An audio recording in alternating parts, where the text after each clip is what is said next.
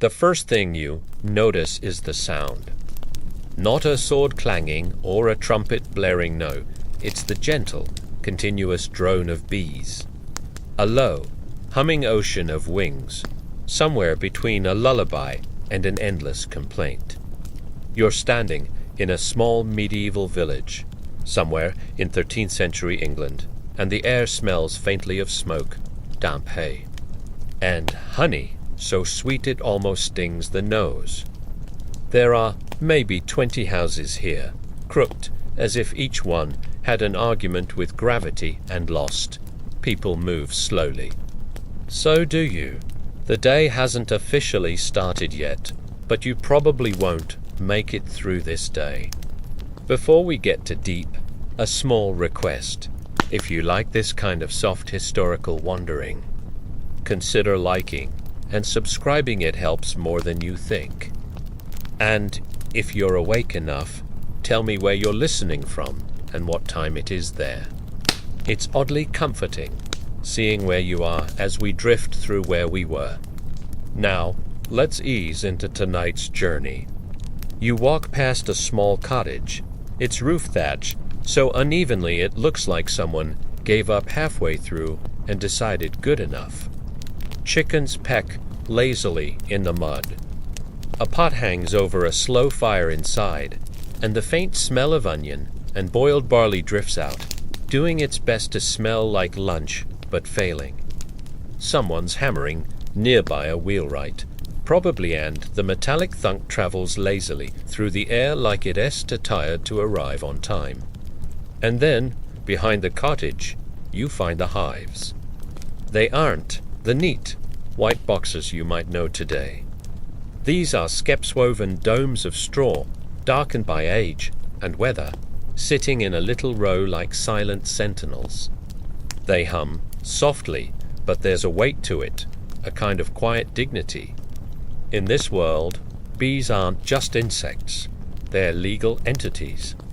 Seriously. If someone steals your bees, or even your honey, it's not a small matter. There are recorded cases where entire lawsuits revolved around bees wandering into the wrong meadow. In one instance, a monk had to testify about which colony was the original owner of a particularly aggressive swarm. People in this century genuinely believe bees are sacred. Some monasteries even describe them as God's tiny workers, which sounds poetic until you realize they also meant it, literally, if your hive died. Some said it might mean you'd offended heaven. It's also said, though historians still debate whether this was widespread, that if a beekeeper died, someone had to tell the bees, whispering the news at the hives so the colonies wouldn't leave in grief. Imagine your modern landlord telling the Wi-Fi router that your upstairs neighbor passed away, just in case it decides to quit out of sadness.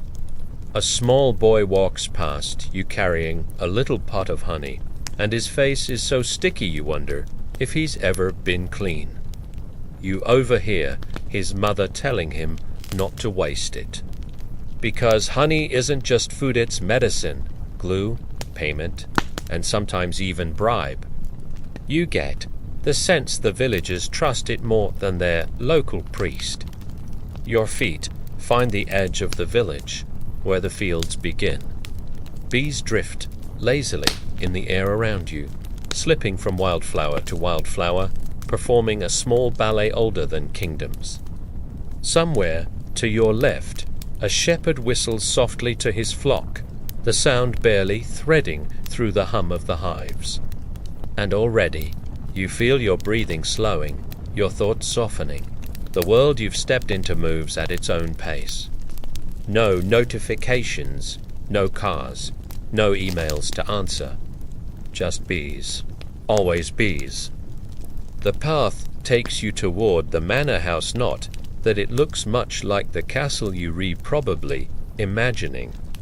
It's modest, wooden, a little draughty, and it smells faintly of damp wool and whatever lunch didn't get eaten yesterday. Still, it's where decisions happen, where disputes get settled, and today there's one brewing. A man stands outside, flustered and red-faced, shouting at another villager who looks equally exhausted. You linger discreetly nearby. From the fragments you catch, it's about bees. Of course, it's about bees.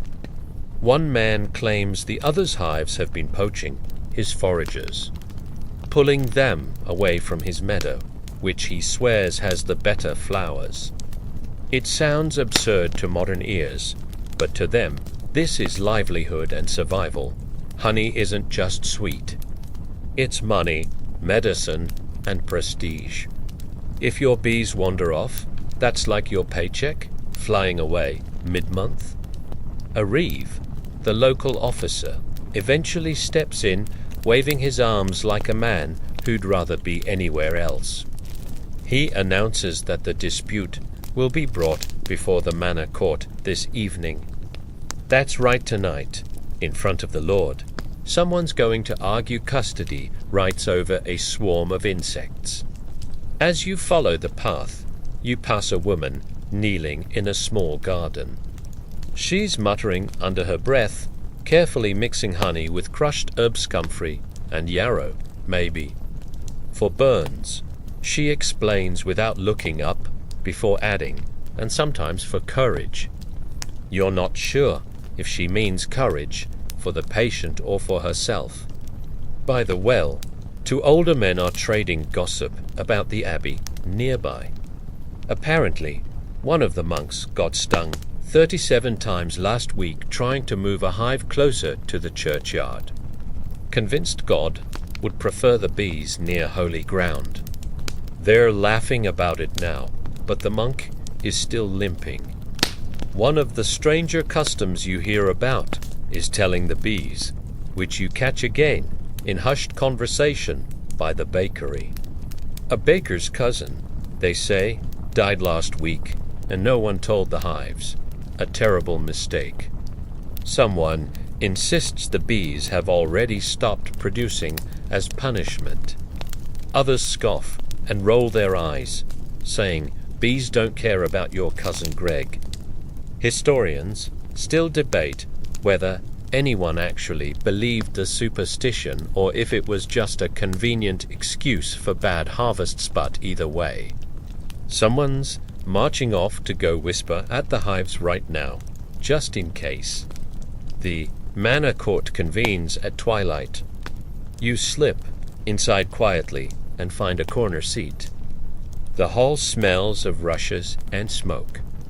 A small fire smolders in the middle, filling the air with soft haze. At the front, the Lord sits in a large chair carved with symbols of leaves and vine, subtle reminders that he technically owns all the land. And by extension, every flower and every bee. The two disputing villagers step forward. There's no lawyer, no jury, just stories and complaints. One man swears he saw his bees fly straight into the other hives like traitors, which earns a few muffled laughs. The other man insists his bees chose him, as if the insects have strong personal opinions about property rights. The Lord listens, sighs, and finally decrees a compromise. The meadow will be shared. The hives stay put, and no one is allowed to lure bees away with illicit flowers. That's an actual phrase written into some medieval records. Illicit flowers. Somewhere in some archive. There is parchment documenting which plants were too alluring to be legally planted near someone else's hives. Imagine getting fined today because your neighbor accused your lavender of being too sexy. When the court adjourns, the hall empties slowly. Outside, dusk has fallen, and the cool night air carries the scent of wild thyme and damp soil. Someone lights a torch near the well. Its glow soft and steady against the deepening dark. You can hear the bees even now, faint and distant, still working while the humans argue endlessly below. Remember that cottage you passed earlier, the one with the uneven thatch and the sticky-faced child? A small candle burns in its window as you walk by again, and you hear the boy whispering "good night" to something in the corner, maybe his bees, maybe his dreams. And for a moment, the hum of the hives blends with the slow, rhythmic chirp of crickets, and you can almost believe time itself has decided to rest. Morning comes softly, spilling pale gold across the thatched roofs, the damp fields, and the uneven wooden fences. You wake to the sound of someone's rooster having an existential crisis. It's technically dawn, but he seems determined to announce it 15 times, just in case you didn't hear the first 14. Outside, the air carries a gentle mist, cool and damp enough to cling to your sleeves. You breathe in the smell of wet earth and firewood smoke. And somewhere in the distance, you hear the bees begin their day-long orchestra again. The village is already stirring. At the far end of the street, a man pushes a cart stacked with baskets, each lined with waxed cloth and faintly fragrant. Honey is being collected for market today. Not local market, though you overhear someone mention it's destined for the abbey, where monks will transform it into mead and medicinal salves. There's a quiet reverence around the honey cart, as though it's carrying something closer to gold than food. In a way, it is. In the 13th century, sugar is still a rare luxury, and honey is the sweetest thing most villagers will ever taste. Down by the hives, you find a small crowd gathered, heads bent, murmuring in serious tones. A beekeeper stands in the middle, holding up a frame heavy with comb, its surface glowing faintly amber in the weak light. Everyone leans in, and you do too, because this isn't just honey they're inspecting, it's law. Bees are property. But unlike pigs, cows, or goats, they're a kind of property with free will, which makes things complicated. If your neighbor's swarm decides your hive is cooler, you can technically lose hundreds of bees overnight. In some regions, medieval law dictates that whoever possesses the swarm first after it departs its original hive is the rightful owner. But here's the problem. No one can agree on what possess means. Do you catch them? Do you trap them? Do you just shout mine loudly enough and hope the reeve backs you up? Historians still debate whether these rules were enforced consistently, or if it all depended on how charmingly you could flatter the lord at Manor Court. Someone near you sighs dramatically. Apparently, last summer, 2 entire hives migrated overnight to the Abbey Gardens, and the villagers are still bitter about it. The monks refuse to return them, claiming divine providence. Translation: the bees had better housing and better benefits there. You step away from the gathering and wander toward the edge of the woods, where the sun struggles to burn through the morning mist. Here, the air is cooler, quieter.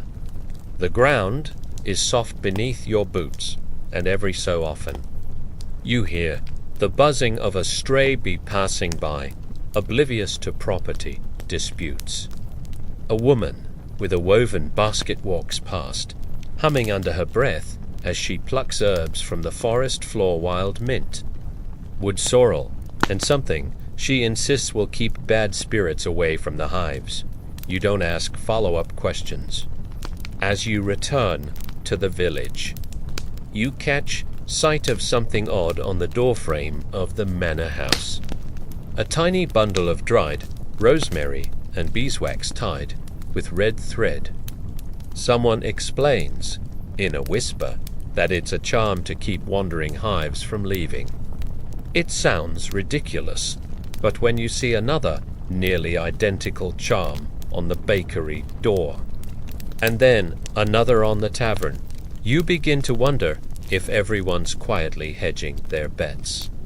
By noon, the village feels alive in that slow, deliberate, medieval way. Someone is boiling linens. Someone else is shouting about a runaway pig. And over at the hives, you notice children trailing behind the beekeeper like tiny apprentices. You stop to listen as he teaches them how to hum softly when approaching the skeps. Supposedly, it keeps the bees calm. You hum along experimentally, low and steady. And either, by magic or coincidence, the bees don't seem to mind you being there.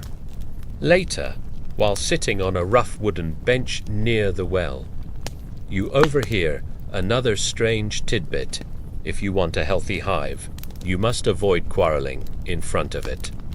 Some villagers believe bees dislike human anger, and if they sense tension, they'll stop producing honey altogether. It's unclear whether this belief is based on careful observation or collective guilt-tripping. But either way, people seem to take it seriously. One man claims he hasn't argued with his wife in front of the hives for 10 years, though she mutters that he just saves it for the kitchen instead. By dusk, the day feels heavy with honey-scented air, tired limbs, and the faint hum of wings still working long after you've stopped. In the distance, you hear the abbey bells tolling slowly, their deep sound rolling across the fields like a reminder that time here belongs to someone else. You glance back at the skeps one last time before heading toward the tavern, and for a moment you swear the hives sound louder than before, like a breathing thing keeping its own secrets. The tavern is warm, smoky, and buzzing not, with bees this time, but with conversation. A low fire crackles in the hearth, filling the air with the smell of damp oak and roasted onions. You slip into a corner bench, and the wood creaks under you like it's as tired as everyone else here. There's a single candle on the table, its flame bending slightly whenever someone walks by too quickly, which is rare. Nobody hurries here. The ale is thin but warm, and people drink it like it's medicine for the soul. Across from you, two men are engaged in an intense debate about whether bees understand prayer. One insists they do, claiming his hives always thrive after he murmurs the Lord's Prayer while skimming honey. The other scoffs, saying the bees probably just prefer people who don't burn their fingers on hot wax. Neither side seems close to convincing the other, but the argument is pleasant. The way conversations can be when everyone knows tomorrow will look exactly like today. At the next table, a traveling peddler is unpacking tiny pots of beeswax polish, which he claims can make any wooden surface shine like the king's teeth. A promise that sounds less impressive the more you think about medieval dentistry. He also sells beeswax candles, thin and elegant, explaining that monasteries buy them in bulk because they burn cleaner and longer than tallow. You notice one villager pocketing to candles and slipping a coin under the table with a sheepish glance at the reeve, who either doesn't see or chooses not to. Someone begins telling a storia, local legend about a swarm of bees that once guided a lost shepherd back to the village by circling above him in the twilight. The storyteller swears it's true, though historians still debate whether this tale originated here or was imported from somewhere else entirely. It's a gentle, dreamy kind of story, and you find yourself leaning into the rhythm of it, lulled by the soft cadence of words and the warm murmur of the room. After a while, the beekeeper himself joins the table nearest yours. His hands still smelling faintly of smoke and honey. He talks about the abbey monks again, saying they've been experimenting with something called skep fumigation. Burning special herbs to calm the bees before honey is harvested. He claims it works better than singing or humming, though one villager mutters that the bees probably just pass out from the smoke. Then comes another curious tidbit. Apparently, in some parts of France, people once believed bees carried the souls of the dead. That's why monks sometimes placed hives near graveyards to keep the spirit bees close to holy ground. You glance around the table to gauge reactions. Half the villagers nod solemnly, as though this explains everything, while the other half are already placing bets on whether the French are making it up entirely. The reeve eventually raises a hand for quiet and shares a piece of news from the manor court, starting next month. Anyone planting illicit flowers without permission will be fined a full penny. There's a collective groan from the room, followed by someone whispering, "Define illicit," which sparks another round of muffled arguments. By the time you leave the tavern, the moon has risen, pale and round above the darkened fields. The night air is cool and smells faintly of wet grass and something floral drifting from the hives. You pause by them just for a moment, watching the soft shadows where the skeps sit beneath the trees. Even now, the bees are awake, moving quietly inside, a living, breathing heartbeat hidden beneath layers of straw. As you turn toward your lodging, you realize you're starting to understand why this village feels the way it does. Slow, deliberate, unhurried. The bees set the pace, and everyone else simply follows. Tomorrow, the court will hear another complaint. Tomorrow, the abbey will collect more honey. Tomorrow, someone will whisper secrets to the hives. And somehow, you feel calmer knowing that. The sun rises lazily today, like it had second thoughts about showing up at all. A thin fog stretches across the fields, making everything look softer, blurred at the edges, as though the world itself hasn't quite woken yet. You make your way down the familiar path past the hives, where the bees are already busy despite the sleepy air. They don't wait for sunlight to get things done unlike you, apparently. As you walk, the reeve intercepts you, looking unusually flustered. Apparently, someone broke the new rule about illicit flowers. You try to imagine how one gets caught planting forbidden lavender, and fail to come up with a dramatic version. The case will go before the manor court tonight, of course, because everything goes before the manor court, even floral scandal. You keep walking until you reach the far end of the meadow, where a young girl kneels in the grass, carefully weaving little crowns of daisies and clover. She tells you she's making them for the hives to keep the queens happy. You ask where she learned this, and she shrugs like it's obvious. Everyone knows bees like gifts. Historians still debate whether this was an actual widespread belief or something invented by bored children. But she looks so serious about it, you don't have the heart to question her. Near the stream, two older men are setting up small clay pots in the grass. One explains they're rebaiting for wild swarms, placing bits of honeycomb inside to tempt stray colonies into adopting the pots as their new homes. If they succeed, they'll gain new hives without paying for them, which sounds clever until you remember the manor technically owns all the bees anyway. The second man grins at you and says, "Don't tell the Lord." You promise you won't, though you suspect the Lord knows and just pretends not to see. Back At the village, there's more murmuring about the abbey. Word has spread that the monks are training a new novice whose sole job will be tending the monastery hives. Someone calls him Brother Buzz, and the name sticks instantly despite everyone insisting it's disrespectful. The monks aren't thrilled, but given they control the honey trade, no one says it too loudly. You pause outside the bakery, where the baker's wife is stirring something golden and glossy over a small fire. She invites you closer and shows you a batch of honey cakes. Dense little rounds sweetened with just enough precious honey to taste like a festival day, even on an ordinary morning. She offers you one, and you notice a faint dusting of crushed dried flowers on top.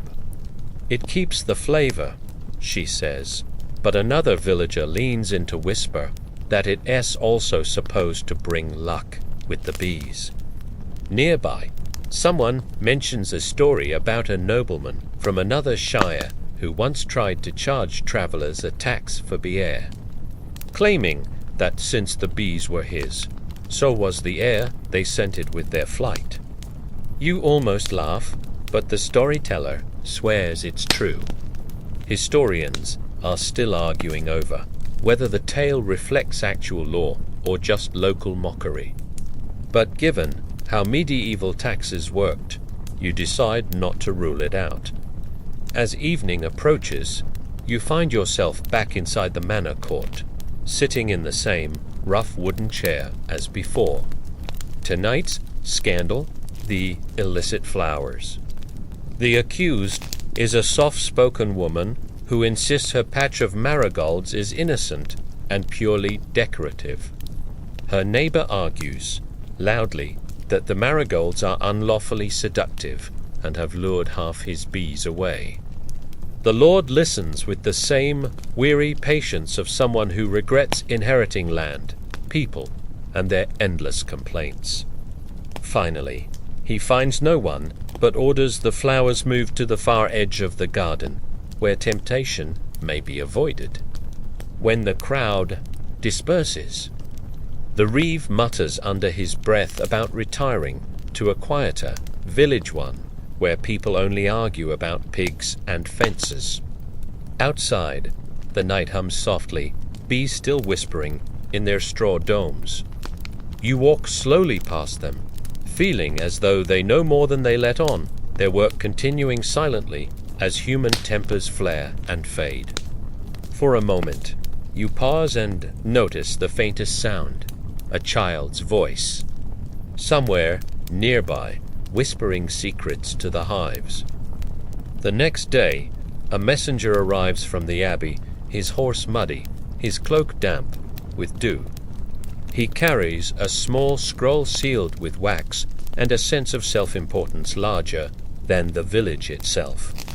He announces, with theatrical gravity, that the abbey intends to raise the honey tithe this season. You watch the villagers react in stages: confusion, outrage, and finally, a collective sigh of resignation. Monks, after all, control not just the hives but the written records, which means if they say the tithe is higher, the tithe is higher. You follow the beekeeper back toward his skeps, where he's already mumbling curses under his breath. He explains that honey tithe isn't just symbolic, it's a significant cut of each household's production. A bad harvest can leave villagers with barely enough honey for themselves, and with winter coming, that's dangerous. The beekeeper lights a small curl of dried moss, letting smoke drift gently into the entrance of a skep. The bees hum louder for a moment, then settle, calmer, under the haze. Nearby, a group of children sit cross-legged on the grass, playing a strange game involving small bits of wax shaped into tiny figures. One child explains proudly that these are bee soldiers, meant to defend the hives from forest sprites. You smile, but don't correct them. On the other side of the path, the reeve discusses the tithe with a pair of villagers, trying to calculate exactly how much honey the abbey expects. The argument is circular because no one seems entirely sure how much honey a single skep produces in a season. Historians still debate medieval yield averages, but in this village, estimates range wildly from enough to drown a pig to barely a spoonful. Someone brings up another curious practice. When a hive produces far more honey than expected, some villagers leave a little offering, near it a pinch of flour, a sprig of rosemary, or in one case a small wooden carving shaped like a bee. Supposedly, it keeps the good luck swarm from leaving. You notice several offerings tucked discreetly near the skeps today, as if everyone's collectively trying to bribe nature into cooperation. As the day unfolds, you accompany the beekeeper to the edge of the woods, where he checks a wild hive hidden in the hollow of an old oak tree. The air here smells of damp, moss and fallen leaves, and you hear birds calling faintly overhead. The beekeeper lowers his voice when he speaks, explaining that wild bees belong to whoever finds them, first but only if you mark the tree. He scratches a small sign into the bark, a personal symbol that looks like a crooked sun, and says quietly, "Now it's mine." Whether this would hold up in court is another matter entirely. Back in the village square, the peddler has returned with new wares, small pots of beeswax salve, which he advertises as good for everything from cracked hands to broken hearts. No one believes that part, but 3 people buy it anyway. He also claims to have heard a rumor from the next shire over. A noble woman keeps a hive inside her chamber, so she can fall asleep to the sound of bees. Half the villagers scoff, but a few look thoughtful, glancing at the skeps as if considering rearranging their bedrooms. Evening comes slowly. You find yourself walking along the edge of the meadow as the last light fades, bees drifting lazily back to their hives like tiny flecks of gold dissolving into shadow. The abbey bells toll in the distance, their soft, deep sound stretching across the land. The villagers gather quietly in the square, talking in low voices about winter, about honey, and about survival. Somewhere nearby, a woman hums an old song, a lullaby for bees, she says, though no one remembers all the words anymore. It rises and falls softly, like the steady breath of someone half asleep. You listen, letting it settle into you, and you notice that even the hives seem quieter tonight, their sound blending into the hush of the fields. The day ends not with decisions, but with small, unspoken agreements. The bees will keep working, the villagers will keep tending, and the abbey will keep collecting. And somehow, despite everything, the hum goes on. Morning arrives with a faint drizzle, the kind of soft, persistent rain that doesn't soak you instantly, but promises to win eventually.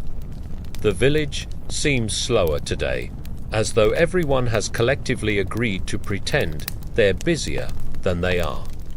Smoke curls lazily from the chimneys, drifting low and heavy in the damp air.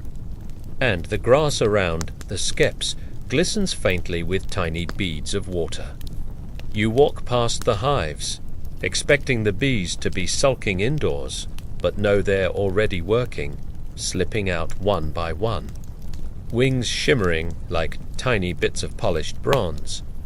Rain doesn't bother them as much as it bothers you, though one villager insists, with great authority, that bees don't like wet wings. You decide not to ask how exactly he knows this. By the well, a group of women gather with baskets balanced on their hips, gossiping quietly about the abbey's tithe increase. Someone suggests boycotting the monk's honey entirely, and everyone laughs, because boycotting the people who control the records, the taxes, and half the available alcohol seems ambitious. You duck into the bakery to escape the drizzle and find the baker kneading dough with his elbows. Apparently an efficient, if slightly alarming technique. His wife is brushing honey glaze onto small round loaves, explaining that the abbey ordered an extra batch for an upcoming feast. She sighs, saying she doesn't understand why the monks celebrate more than anyone else. And a man in the corner mutters that it's easier to be holy when you well fed. No one disagrees. Back outside, you wander toward the far end of the meadow, where the beekeeper has set up a small shelter to keep himself dry while tending the skeps. He gestures for you to come closer and shows you something strange, a thin wooden board carved with small markings. It's a kind of bee ledger. He explains a rough record of which hives are thriving, which ones are producing more comb, and which might need dividing soon. It's meticulous work, but he insists it's necessary. You don't manage bees, he says. You negotiate with them. Nearby, a boy tells you about a peculiar ritual when someone introduces a new queen to a hive. They sprinkle her with crushed herbs and whisper her royal name into the skeps. Apparently, naming the queen makes the bees more loyal. Historians still debate whether this was common practice or just local superstition, but the boy lists several queens by name petal. Suncloak and, inexplicably, Roger.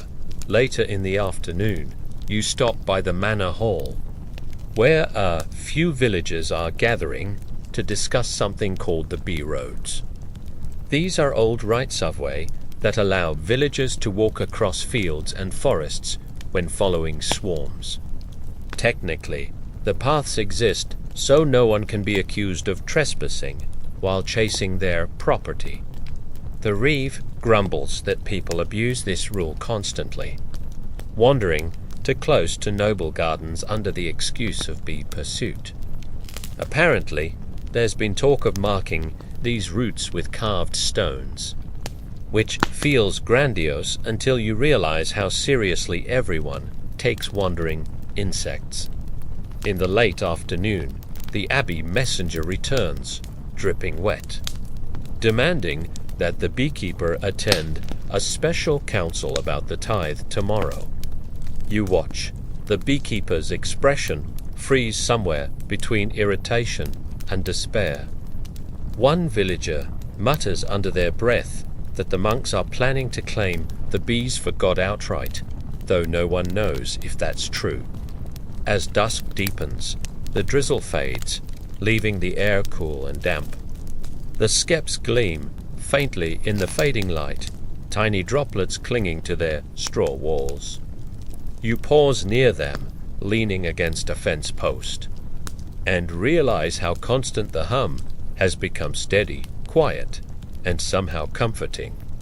Somewhere behind you, a voice hums that lullaby again, the one you've heard before but never fully learned. The sound blends with the bees, soft and rhythmic, until you can't tell where one ends and the other begins. The next morning begins with bells. Not the abbey bells this time, but a small, tinny chime hung above the manor gate, announcing that something unusual is about to happen. A traveling scholar has arrived. He looks like a man carrying more parchment than sense robes damp from yesterday's rain. Ink stains smudged across his cuffs, and a satchel so full of scrolls it's probably a hazard to his spine. The villagers gather around him immediately, curious, wary, and slightly amused. He introduces himself as Brother Aldwin, a student of natural philosophy, which, judging by his expression, means bees. Inside the manor hall, Brother Aldwin spreads out his scrolls on a long wooden table, unrolling diagrams that look equal parts scientific and incomprehensible. He claims to be studying bee temperament and insists that bees communicate with one another through a series of intricate gestures. He demonstrates, wagging his arms slowly in a circle. The villagers nod politely, while one boy whispers that the monk is doing bee dances for God. Brother Aldwin also mentions, quite casually, that some scholars believe bees don't reproduce the way other animals do, that they simply spring from heavenly dew. Historians still debate whether this was genuinely believed or just poetic nonsense. But the beekeeper leans forward like it's the most revolutionary idea he's ever heard. Later, you follow the group to the skeps, where Brother Aldwin crouches low and observes the hives with the intensity of someone expecting divine secrets. He murmurs softly to himself, occasionally jotting notes with a quill that looks dangerously fragile for field work. At one point, he gently holds up a chunk of comb, golden and glistening, and declares it a perfect model of God's geometry. No one argues, partly because it sounds profound, and partly because no one wants to drop sticky comb onto their shoes. Back in the village square, the scholar delivers a short lecture to anyone who will listen. He talks about Aristotle's theories on bees, claiming that royal bees lead the colonies rather than kings. This surprises several villagers who've always assumed queens are an invention of modern gossip. One woman asks if the bees ever fight among themselves for power, and Brother Aldwin launches into a detailed description of swarming wars where rival queens battle for dominance. The villagers are riveted, though one man quietly points out that they have enough human disputes without importing insect monarchy drama. After the lecture, you find yourself near the tavern, where the reeve and the beekeeper argue softly about whether the abbey will exploit Brother Aldwin's studies to justify higher honey tithes. The beekeeper suspects they'll claim scientific authority now, which sounds ominous. The reeve mutters that monks are the only people who can invent science and taxes in the same breath. As evening falls, the scholar is invited to supper at the manor hall. You slip inside with the others, finding a spot near the fire where the smell of roasted leeks mixes with beeswax candles burning softly overhead. Brother Aldwin speaks again, this time less formally, telling stories he's collected from other regions. In parts of Bohemia, people apparently trained bees to guard property lines. In some alpine villages, it's believed bees refuse to cross certain streams because the water confuses their souls. The villagers debate whether any of this can possibly be true, but no one reaches a conclusion. Historians still aren't sure either. Later, walking back toward your lodging, you pass the hives again. The night is unusually warm, and the hum from inside feels stronger somehow, like the colonies are awake long past their bedtime. You lean close, half expecting to hear words. Instead, it's just wings, endless and quiet, carrying their own secret language through the darkness.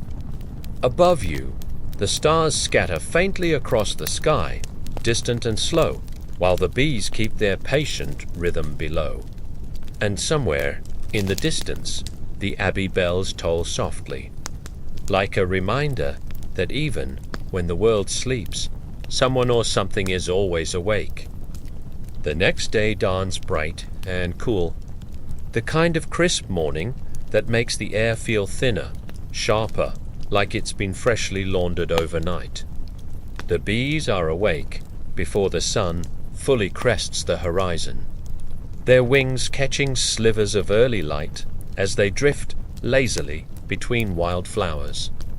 You follow the path toward the hives, brushing dew from your sleeves, and notice several villagers already gathered there, whispering in low, anxious tones. Something's wrong. One of the skeps has toppled during the night, its straw dome lying sideways in the grass like a discarded hat. The bees swarm anxiously around the wreckage, confused and frantic. The beekeeper crouches low, gently scooping handfuls of comb into a shallow wooden tray, his lips pressed tight in concentration. No one speaks above a murmur. It feels a little like watching someone tend to a wounded animal. Bad omen, mutters a woman nearby. Bees don't fall without reason. You glance at her, but she offers no further explanation. Another villager claims it was the wind. A third insists it as punishment for failing to tell the bees when an elder died last week.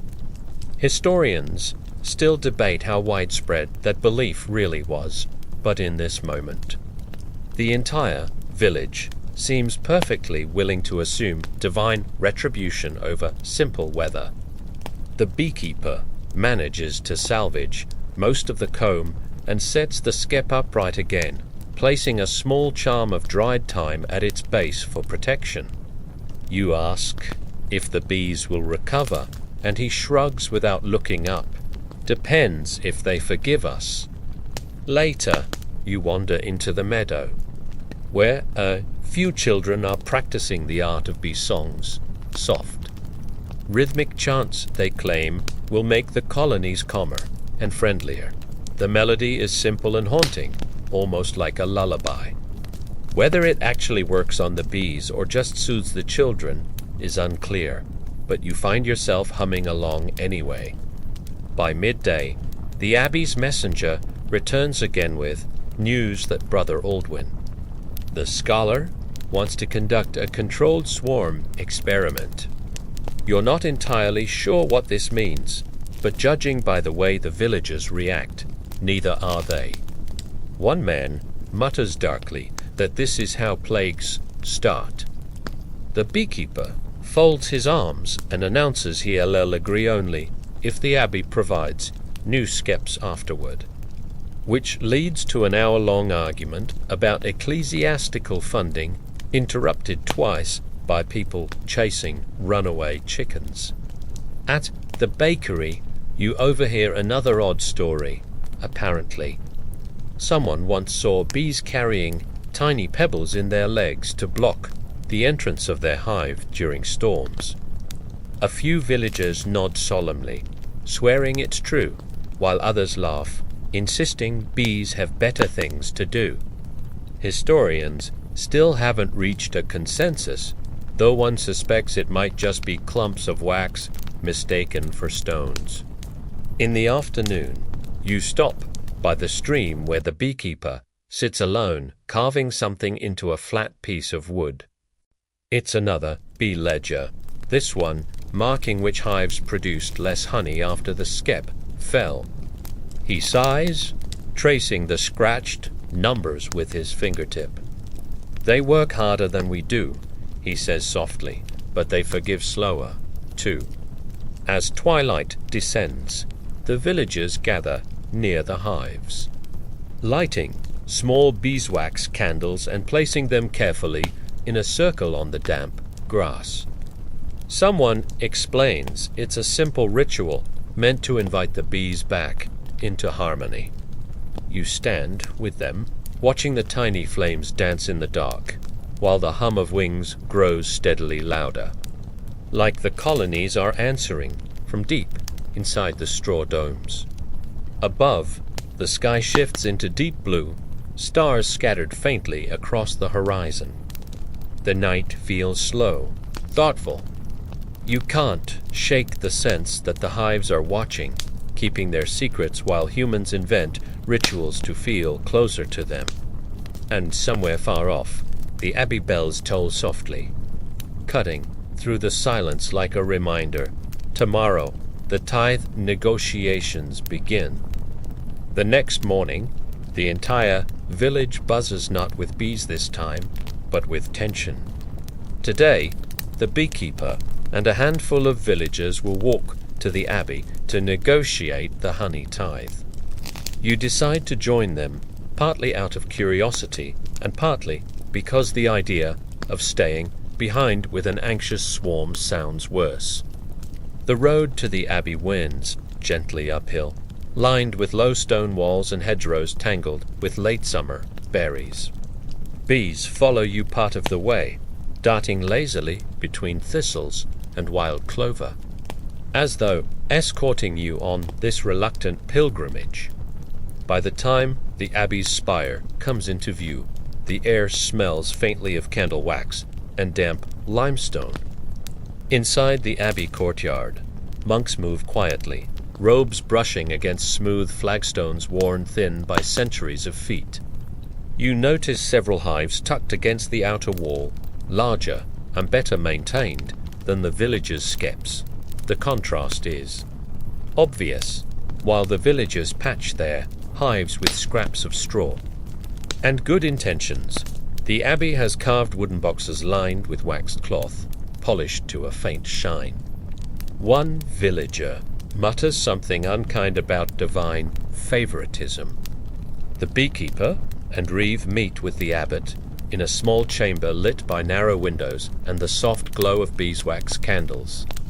The abbot greets them warmly, but wastes little time. The tithe will increase.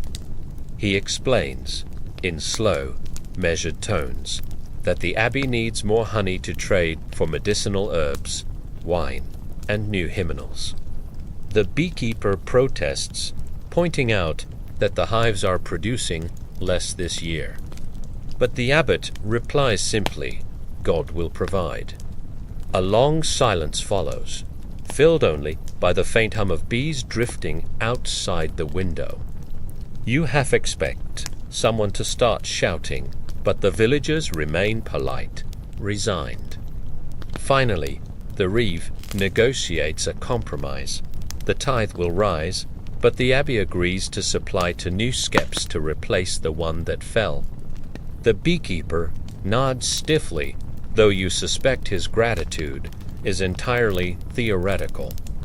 After the meeting, Brother Aldwin leads you to a small garden behind the abbey, where he keeps his personal research hives. These aren't straw skeps, but carefully crafted wooden boxes with removable frames. He opens one gently, revealing perfect hexagonal comb, glistening faintly in the light. Geometry of God, he murmurs again, almost reverently. He also shares an obscure tidbit in parts of medieval France. It's believed that if a beekeeper swears or curses near the hives, the bees will abandon him entirely. Whether bees are genuinely offended by foul language is doubtful, but you file the superstition away anyway, just in case. Before leaving, you notice something unusual. Carved into one of the abbey's stone walls is an ancient, similar, spiraling circle surrounded by tiny dots. Brother Aldwin explains it's an old sign representing the eternal swarm, a belief that bees embody the soul's endless cycle of life and death. Some monks still whisper prayers to the bees of paradise, though others dismiss it as old folklore. Historians remain divided on how seriously anyone took these ideas, but you can't help tracing the carving with your fingertips. Walking back to the village at sunset, the path feels different. The abbey bells toll softly behind you, carrying across the hills like distant thunder. The villagers are quiet, each one calculating what less honey means for winter survival. When you pass the hives again, the bees seem restless, darting sharply through the cooling air. You stand still for a moment, watching them dissolve into the dark, thinking of carved symbols, whispered prayers, and the fragile line between ownership and partnership. Tonight, the village feels heavier, somehow like everyone's waiting for something to shift, though no one knows what. The morning feels muted, as though the world is trying not to wake you too suddenly. The mist clings low to the ground, curling around the wooden fences and softening the shapes of the cottages. Somewhere nearby, you hear the faint, rhythmic clink of a hammer striking iron the blacksmith, already awake and regretting it. The bees, of course, are ahead of everyone. You walk toward the hives, half expecting the air to be tense after yesterday's negotiations. But the colonies are busy as ever, oblivious to human accounting. Tiny flecks of gold and brown dart between wildflowers, wings flickering in pale sunlight. The beekeeper crouches near the overturned skep from the other day, inspecting the repaired dome. He looks tired, though he insists the bees are settling, which sounds suspiciously like wishful thinking. Over breakfast in the square, you overhear a peculiar rumor. Apparently, the abbey intends to name its hives. The abbot claims it's to keep better records. But one villager insists it's part of a strange ritual involving blessings and chants. Another says the monks are planning to dedicate each hive to a different saint, which leads to a heated debate over whether St. Ambrose patron saint of beekeepers should automatically get first pick. Historians still debate whether hives were commonly named at all, though there are scattered records suggesting some really were. Afterward, you follow the beekeeper to a patch of woodland beyond the meadow where he shows you a hollow log used as a natural hive. He points out claw marks on the bark, evidence that a bear tried to raid it weeks ago. There's a strange reverence in his voice when he talks about wild bees. He calls them goddess-free creatures, unclaimed by lords or abbeys. It makes you wonder what happens when goddess-free creatures swarm into someone's taxable meadow, but you keep that thought to yourself. Back in the village, a small commotion gathers near the well. A boy has brought something unusual, a tiny beeswax figurine shaped like a knight, complete with shield and sword carved from brittle strands of straw. He insists it will guard the hives, placing it carefully near one skep while the other children hum their bee songs from yesterday. Whether the bees appreciate their new knight is uncertain, but it does look oddly heroic standing there in the mud. At midday, Brother Aldwin appears again, ink stains on his hands and something close to panic in his expression. He claims to have made a breakthrough in his research and proceeds to deliver a breathless explanation about how bees dance to communicate. He waves his arms in a wide circle, demonstrating what he calls the waggle path. The villagers stare in silence until someone politely asks if he's feeling well. Historians still debate whether his discovery was taken seriously at the time. But several children start copying his dance immediately, turning the square into an impromptu swarm of spinning, wiggling chaos. Later, in the tavern, you overhear an elderly woman sharing a stranger tidbit. She claims that in her grandmother's village, it was forbidden to eat honey during certain weeks of the year, lest the bees take offense. She can't quite remember which weeks or why, but she delivers the warning with absolute conviction. A younger villager rolls his eyes and mutters, if bees cared that much, they'd start charging rent. As evening falls, you walk back toward the hives, the air thick with the scent of damp earth and warm straw. The bees are quieter now, tucked inside, though every so often you catch the flicker of movement at the entrance of a skep. Someone has placed a fresh sprig of rosemary near the overturned hive, a silent offering to encourage recovery. The hum feels softer tonight, almost distant, and when the abbey bells begin to toll in the background, it sounds less like command and more like lullaby. The next day begins strangely. The villagers wake to find several bees clustered along the windowsills of the manor hall, as though they'd staged a tiny, polite protest overnight. Some claim it's a sign, others insist it's a coincidence, and one man suggests the bees are just admiring the glasswork. Whatever the reason, the manor door stays firmly shut until the beekeeper arrives to negotiate with the swarm, which mostly involves standing very still and whispering something you can't quite hear. By mid-morning, the abbey messenger appears yet again, but this time without bad news. The monks are inviting villagers to observe a honey blessing ceremony scheduled for the feast of St. Ambrose. The beekeeper looks skeptical but agrees to attend, mostly because refusing the abbey's invitation sounds exhausting. In the meantime, Brother Aldwin is hard at work in the meadow, conducting what he calls his hive temperament trials. This involves standing very close to the skeps, muttering notes into a wax tablet, and occasionally flinching when bees land on his sleeves. He claims some colonies are friendlier than others and believes this has something to do with the plants they forage from. You watch him mark the hives with little streaks of colored chalk, labeling them cryptically as blue temper or green hum. Whether this system has scientific merit remains uncertain. Down by the stream, you meet an older man weaving skeps from bundles of straw, his fingers moving deftly despite their knotted joints.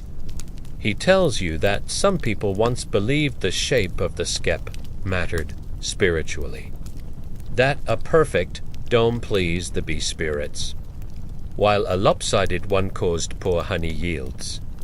You ask if he believes this himself, and he just smiles faintly, saying, "Bees like what bees like."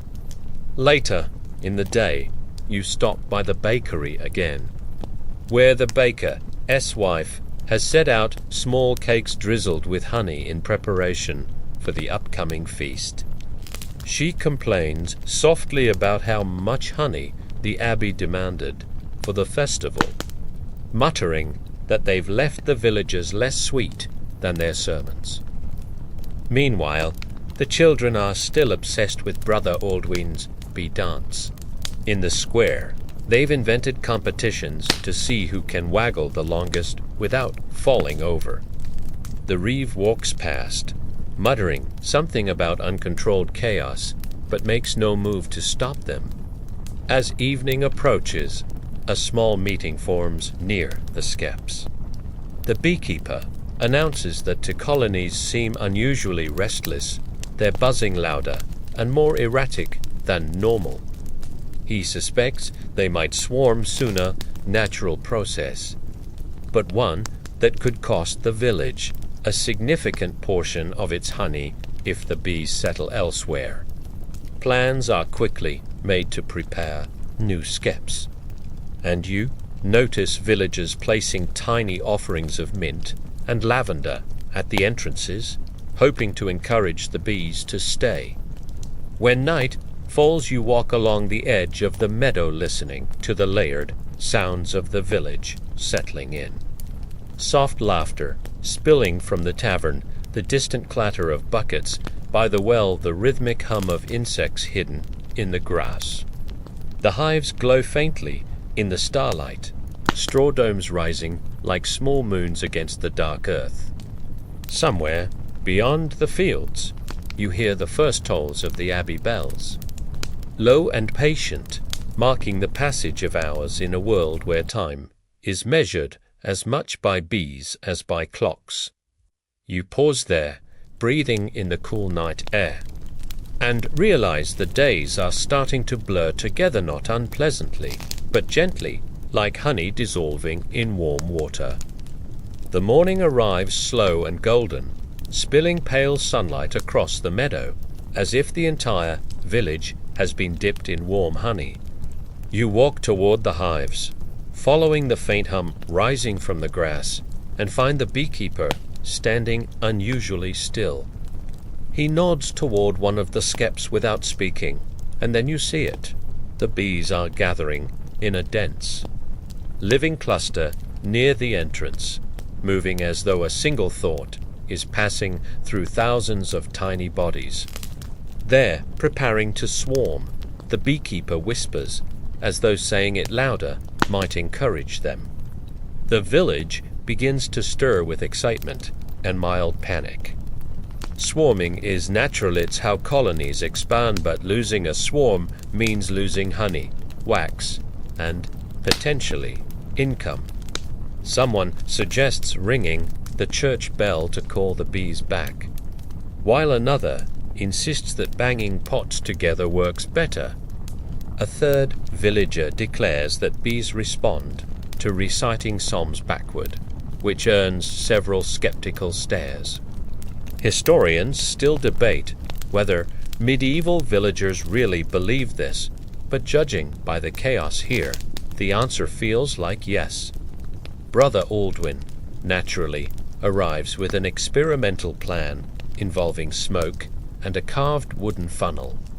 "We'll coax them into a fresh skep," he says, as though it's the simplest thing in the world. The beekeeper looks unconvinced, but reluctantly agrees, muttering something about Abby meddling under his breath. By mid-morning, the swarm begins in earnest. The air fills with a sudden, low roar, thousands of bees spiraling upward like flecks of sunlight caught in wind. You stand, very still, partly out of awe and partly out of sheer survival instinct. The villagers scatter into the meadow, following the moving cloud, shouting directions to one another. The swarm settles on the branch of a nearby hawthorn tree, clustering so tightly they resemble a single, pulsing shape. Brother Aldwin positions the new skep beneath the branch and begins chanting quietly, not psalms this time, but something suspiciously like encouragement. "Gentle now," he murmurs. "You belong here." It works, though perhaps more from luck than technique. Slowly, the bees funnel downward into the waiting skep, their collective hum softening as they vanish into the straw dome. The villagers exhale in unison, relief rippling through the group. Someone jokes that they should name this colony St. Aldwin, but the beekeeper shuts that idea down immediately. After the swarm, the meadow settles into its usual rhythm, though you notice the villagers moving more carefully than before, speaking softly as if afraid to disturb the fragile calm. In the square, an old woman tells a curious tale. In her youth, she says, people believed bees could hear lies. She insists that if you told an untruth near a hive, the bees would grow agitated and might even sting to punish false tongues. No one knows if she's teasing or warning, and no one dares test the theory. As the day wanes, you wander past the stream where the beekeeper rinses his tools. He looks weary but content, tracing his thumb along the wooden frame of the recovered skep. "They chose to stay," he says quietly. "That's all we can ever ask." The abbey bells begin their evening toll as the first stars emerge, silver pricks against deepening blue. The hum from the hives blends into the night's sounds, a constant, unbroken thread weaving through the quiet. The next morning greets you with a chill in the air, and for the first time, a faint, Mist curls low across the meadow like breath on glass. You hear the hives before you see them, the soft, steady hum mingling with the rustle of grass and the muted thump of distant footsteps. The beekeeper is already at work, marking each skep with little strokes of ochre paint. When you ask why, he explains it's to help the bees recognize their own homes after swarming. They see colors differently, he says. What looks brown to you might be a beacon to them. Nearby, Brother Aldwin is furiously scribbling on a wax tablet, muttering something about patterns of return. He claims he's discovered that bees navigate by sunlight angles rather than landmarks, which is either groundbreaking or completely wrong. Historians still debate when exactly this was understood. And Aldwin's certainty inspires little confidence. At the bakery, you overhear another odd detail about the upcoming Feast of St. Ambrose, apparently. The monks intend to mix honey with wine and offer it as a bee blessing draught. Some villagers are suspicious, arguing that giving alcohol to bees even indirectly sounds like heresy. The baker shrugs, saying if it leads to better honey yields, he'll happily toast the hives himself. Later, you visit the abbey to observe preparations for the ceremony.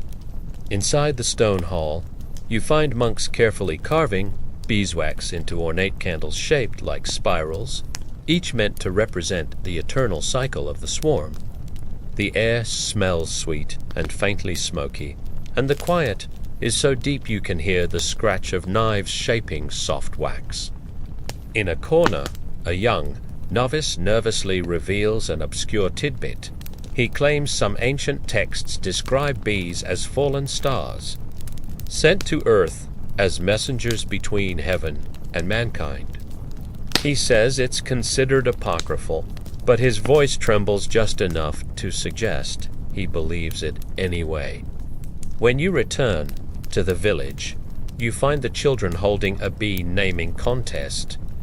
One girl triumphantly declares her favorite hive shall henceforth be known as Sir Buzzington, which earns approving cheers, though the beekeeper mutters something about dignity. Another boy proposes the golden monastery, which somehow sticks. By late afternoon, a faint drizzle begins, the air turning cool and damp. The hives glisten faintly under the soft rain, droplets sliding down straw domes like tiny rivers. The beekeeper leans against the fence, watching the bees shelter quietly inside. They hate the rain, he says, too heavy on the wings. Whole world slows down, and it does slow down. The square is quieter, the roads nearly empty, the meadow stretching wide and hushed beneath low grey skies. You sit on a worn stone wall, listening to the rain tick softly on your sleeves, watching bees occasionally test the air before retreating again. When dusk falls, the drizzle eases into mist, and the abbey bells begin their slow, low call to vespers. The notes seem to hang in the air longer tonight, mingling with the muffled hum of the hives. You linger there a little longer, letting the sounds blend into something steady and timeless, and realize that without quite meaning to.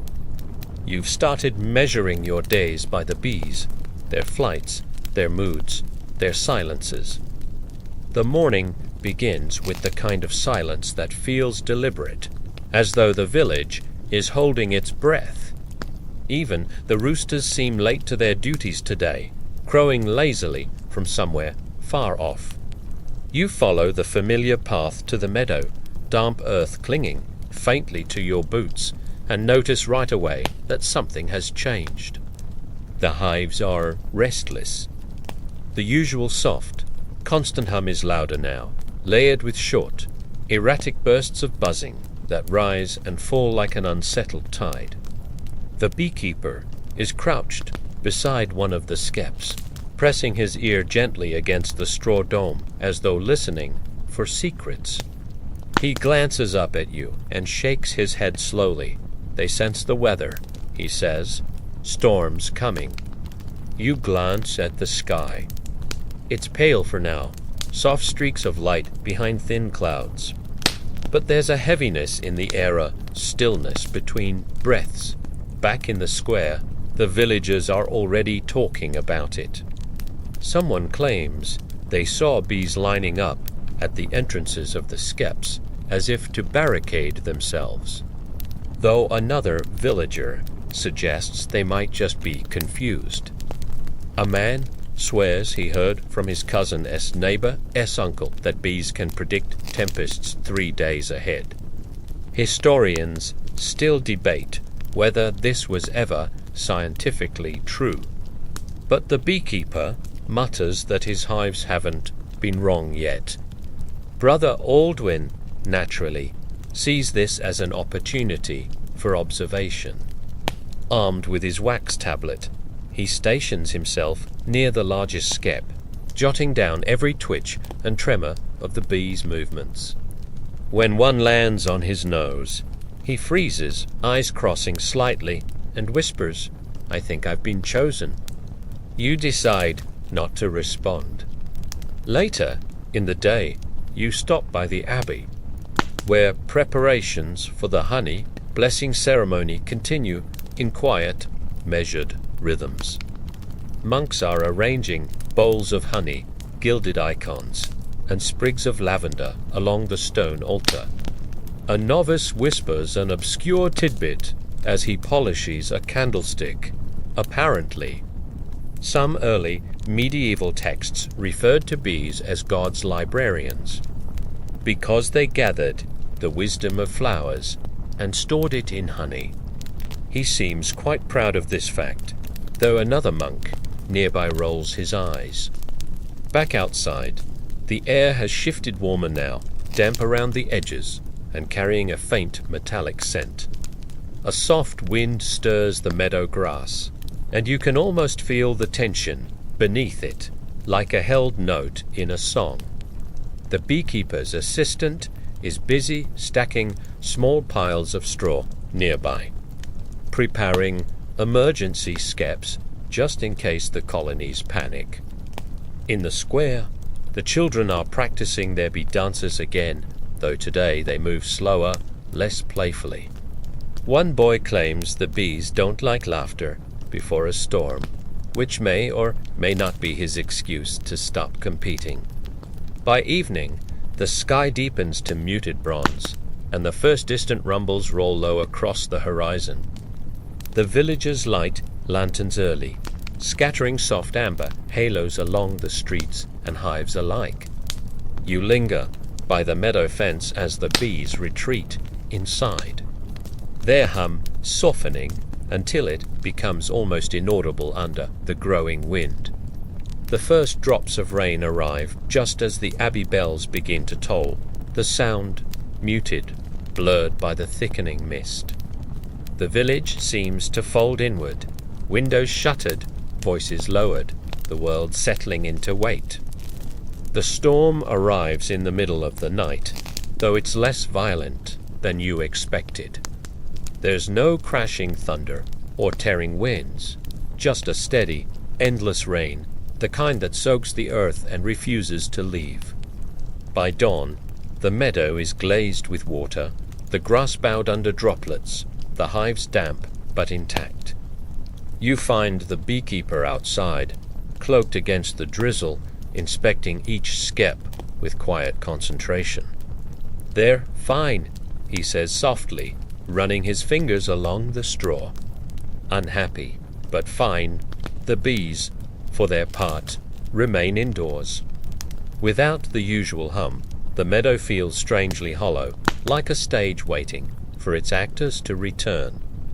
Even the children keep their distance today, watching from the edges as though the quiet itself is contagious. Brother Aldwin, however, is unbothered. He claims the enforced stillness is perfect for measurement and begins counting individual Bees, as they venture out, briefly to test the air. 5, 7, 9, he whispers, muttering excitedly about data collection, while everyone else avoids eye contact. At the abbey, the monks are finalizing the details for tomorrow's honey blessing. A new rumor circulates. Apparently, the abbot plans to read an ancient prayer written entirely in Latin. Though one novice insists the pronunciation is extremely approximate. Historians still debate whether these ceremonies were more symbolic than practical, but the monks seem to take every detail very seriously. Inside the abbey's scriptorium, you discover something unexpected, a single manuscript detailing bee-related omens. The illustrations are charmingly odd-tiny, bees wearing crowns, guarding castles, and carrying little scrolls. One marginal note claims that if bees swarm inside a house, it's an omen of good fortune, which sounds unlikely and slightly terrifying. Returning to the village, you find an older woman weaving charms from dried marjoram and lavender, which she plans to hang near the hives to soothe their tempers. She explains that her grandmother swore by this practice, though she admits she isn't entirely sure it works. You offer to help, and together you string the small bundles of herbs, the scent sweet and sharp in the damp air. By late afternoon, the rain has eased into a soft mist, rising faintly from the ground like ghostly breath. The children, emboldened by the calmer weather, resume their bee games in the square, though today their songs are quieter, almost reverent. Near sunset, the beekeeper stands beside you at the meadow fence, watching the bees begin to emerge again, cautious and deliberate. He gestures toward one hive there, newly named Golden Monastery, and smiles faintly. They're loyal, he says. Storms pass. They stay. The abbey bells call vespers again, their sound softened by damp air, and the villagers pause wherever they are to listen. For a moment, it feels as though everything the hives, the monks, the meadow, even the dripping eaves of the cottages breathes in unison. Somewhere behind the clouds, the first stars are returning, though tonight you feel no need to see them. The bees hum softly in the dark, and that's enough. The day after the storm dawns crisp and impossibly clean, as though the rain has polished the entire village overnight. The air smells faintly of damp earth and wild thyme, and somewhere nearby, the sound of dripping water still threads lazily from a rooftop gutter. You walk toward the meadow, expecting quiet, but the hives are buzzing with an energy that feels entirely new. The bees are out in force, swooping between clover and hawthorn blossoms with almost theatrical enthusiasm. The beekeeper stands at the edge of the fence, arms folded, watching them with a half-smile. They're rebuilding, he says softly. Storms always set them back a little, but they don't linger on it. In the square, preparations for the honey blessing ceremony are reaching a strange sort of fever pitch. Long tables are being set with linen cloths, bowls of golden comb, and pitchers of sweet mead. A group of children are assigned to be quiet duty, which seems to involve humming in unison, though they argue endlessly over who gets to hum the loudest. Inside the abbey, you overhear Brother Aldwin proudly explaining his findings from yesterday's rainbound bee counts. He claims to have discovered that bees communicate storm warnings by vibrating their bodies in specific patterns. Another monk, who looks considerably more knowledgeable, raises one eyebrow and says flatly, or perhaps they were, cold. Historians still debate whether Aldwin's theory has merit, but Aldwin writes it down as fact anyway. While wandering near the scriptorium, You stumble upon a truly odd piece of parchment, a miniature painting depicting Saint Modamnak, the patron saint of beekeepers, releasing bees from his sleeve during a sermon. According to legend, the bees followed him everywhere, even across seas, because they loved him more than any other mortal. The novice showing you this tale whispers that some villagers quietly leave offerings of thyme near the hives, hoping to befriend the colonies. By late morning, the entire village gathers in the meadow for the ceremony. The abbot begins with a slow chant in somewhat shaky Latin, invoking Saint Ambrose, Saint Modamnak, and even the golden messengers of paradise. The monks pass bowls of honey around, dipping sprigs of rosemary into the thick sweetness before touching them lightly to each skep. The bees, remarkably, stay calm throughout the ritual, buzzing softly as though participating in their own quiet way. There's one unexpected moment, though. A young boy accidentally drops his honey-coated sprig onto the ground, and 3 bees land on it immediately. Everyone freezes, watching closely, but instead of stinging or panicking, the bees simply clean it meticulously and then fly off together as though satisfied. The crowd exhales in unison, murmuring about good omens. By afternoon, the ceremony winds down, leaving behind an atmosphere of strange, reverent calm. The meadow smells sweet, the sunlight hangs low and golden, and even Brother Aldwin, scribbling frantically into his tablet, pauses long enough to hum quietly along with the children's improvised choir. The beekeeper leans against the fence beside you, arms crossed. "Every year," he says softly, "I half expect this to fail. And every year, the bees forgive us for meddling." As dusk arrives, lanterns bloom across the square like grounded stars, their glow reflecting faintly on wet cobblestones. The hum of the hives continues, low and steady, a reminder of something both ancient and fragile. The day after the honey blessing begins lazily, as though the entire village is still recovering from too much mead, chanting, and collective reverence. You wake to the sound of distant bells, slow and uneven, like they too might have overslept. When you reach the meadow, the hives are calm again. The bees move with quiet precision, as though the chaos of storms and ceremonies never happened. The beekeeper greets you with a small nod, but doesn't speak immediately. Instead, he hands you a small fragment of beeswax, pale gold and smooth, saying, "For luck. Or at least for remembering." In the square, the talk of the day revolves around omens. The villagers insist that the calmness of the bees this morning signals a prosperous harvest, while others claim it means another storm before Michaelmas. Historians still debate whether medieval people truly read bees like weather vanes, but the arguments sound both passionate and deeply personal here. Brother Aldwin, predictably, is preoccupied with a new project. He is attempting to teach the children a bee dance based on his entirely self-invented understanding of swarm communication. The result looks less like science and more like chaotic hopping.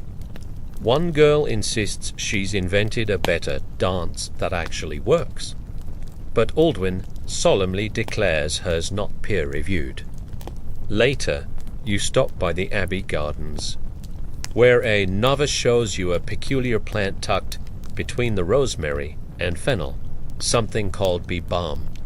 He explains that it's grown specifically to soothe hives after storms or long winters. According to him, the Abbey's oldest records claim bees prefer flowers that sing, though he admits no one has quite figured out what that means.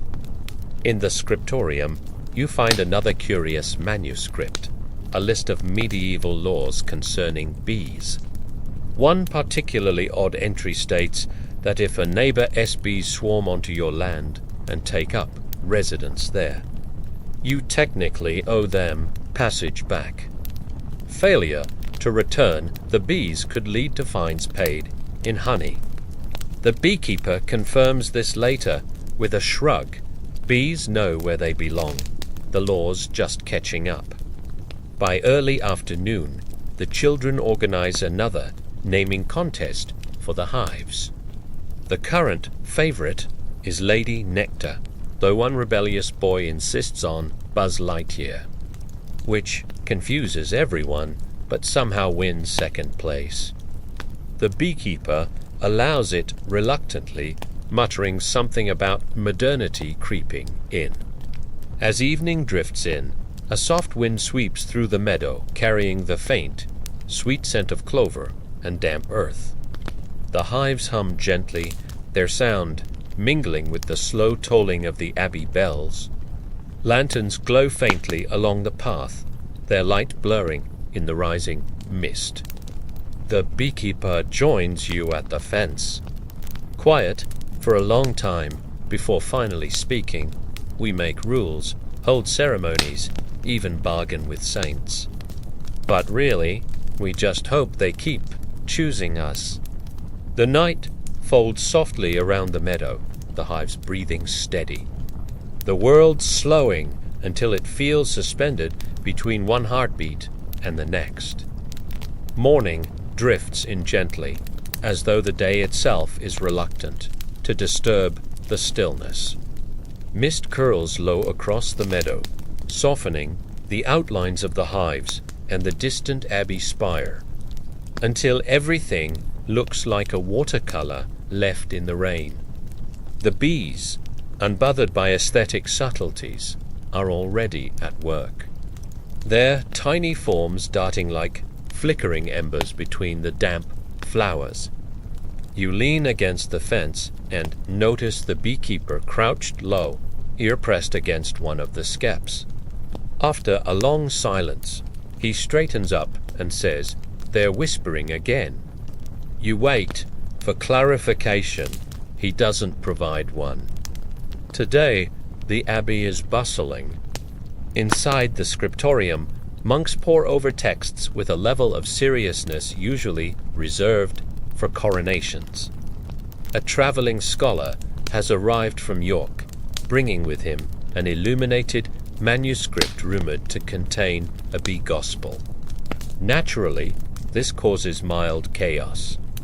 Brother Aldwin, somehow sensing the excitement from 3 rooms away, sprints into the chamber and immediately declares himself lead translator. The manuscript itself is odd. It claims that bees were created directly from the tears of the sun, which fell upon the fertile earth and sprouted wings. The York scholar insists this is purely symbolic, but Aldwin is unconvinced. Tears of the sun, he repeats gravely, make perfect sense. Historians still debate whether the text was ever meant to be taken literally, but Aldwin clearly has no such doubts. Outside, you overhear a strange bit of gossip. Apparently, a hive near the edge of the meadow has begun singing. The villagers describe it as a faint hum, higher pitched than usual, almost melodic. A group gathers near the skep, ears straining, but you hear nothing beyond the usual droning. One older woman insists that only those blessed by the bees can perceive it. You decide not to test the theory. The rest of the morning carries a quiet rhythm. Children chase one another between the hives, careful to stay just far enough away, while a novice collects marjoram sprigs to tuck into the abbey windowsills for good fortune. Meanwhile, the beekeeper works steadily at repairing a damaged skep side. his fingers surprisingly delicate for the rough straw work. By midday, the York scholar begins giving a small lecture in the square about early medieval beekeeping practices. He explains that, in certain regions, bees were believed to embody the souls of the departed. If a beekeeper died, someone had to tell the bees, by knocking softly on the hives and whispering the news otherwise. The colonies might abandon the meadow entirely. A few villagers nod solemnly at this, as though reassessing the depth of their relationships with the hives. Later, as you pass the abbey gardens, you notice the first autumn crocuses blooming faintly among the herbs, their pale purple petals trembling in the breeze. A novice plucks one carefully and says they'll mix it into wax for special ceremonial candles. He adds, almost conspiratorially, that some claim these candles help guide bees in the dark. Whether or not that's true, the idea lingers pleasantly.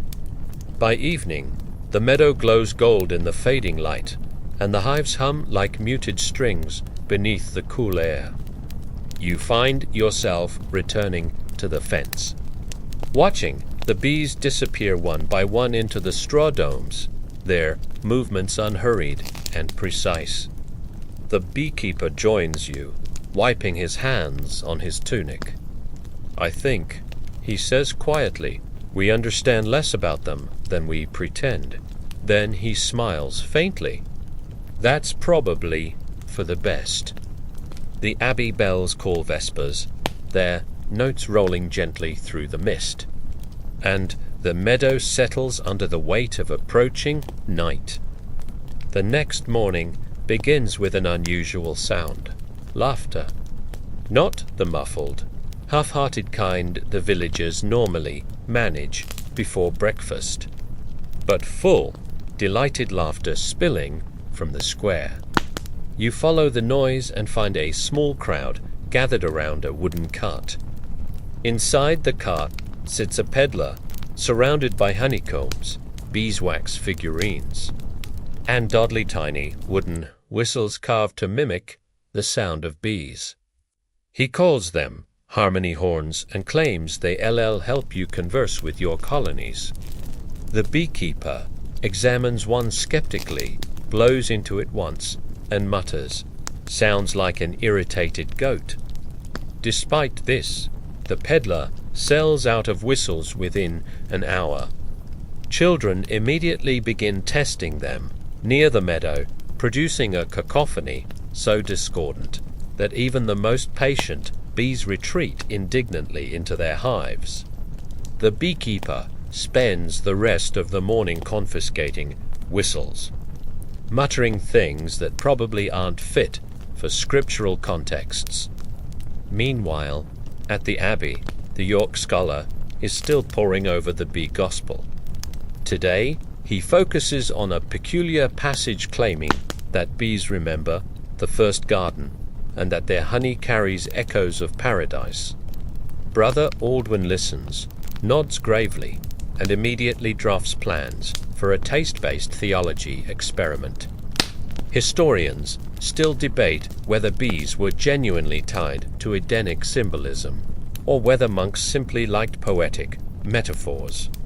But Aldwin already seems convinced this proves divine intervention.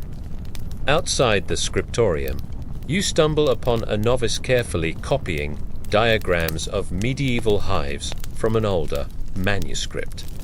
One sketch shows an elaborate, tower-shaped hive topped with a miniature cross. The novice explains that, in some regions, hives were considered sacred spaces themselves, and stealing honey from one could be punished as severely as robbing a chapel. By early afternoon, the meadow is alive again. The bees, recovered from yesterday's whistle fiasco, dance from bloom to bloom beneath the warm sun, their shadows darting like tiny commas across the grass. The beekeeper leans against the fence and observes quietly before muttering, If they survive us, they'll survive anything. Later, a small discovery adds another layer of intrigue. While wandering near the edge of the woods, you spot an abandoned skep half buried beneath moss. Its straw is softened by years of weather, and yet faint traces of wax still cling to its inner walls. The beekeeper identifies it as belonging to a family that vanished from the village decades ago. Some say the bees left first and the family followed. No one really knows. As evening approaches, the abbey prepares for another procession this time. A smaller one, involving candles made from last season's wax. Monks carry them in slow arcs around the meadow, murmuring blessings that drift faintly on the breeze. The bees respond with an almost imperceptible change in tone, their hum rising just slightly, as though acknowledging the gesture. You linger until the last lantern burns low and the meadow folds into shadow. The hives now hidden except for faint silhouettes beneath the starlight. The air smells faintly of thyme, wax, and the lingering sweetness of spilled honey. Somewhere, nearby, you hear a single whistle, the last one the beekeeper hasn't confiscated before it's silenced abruptly.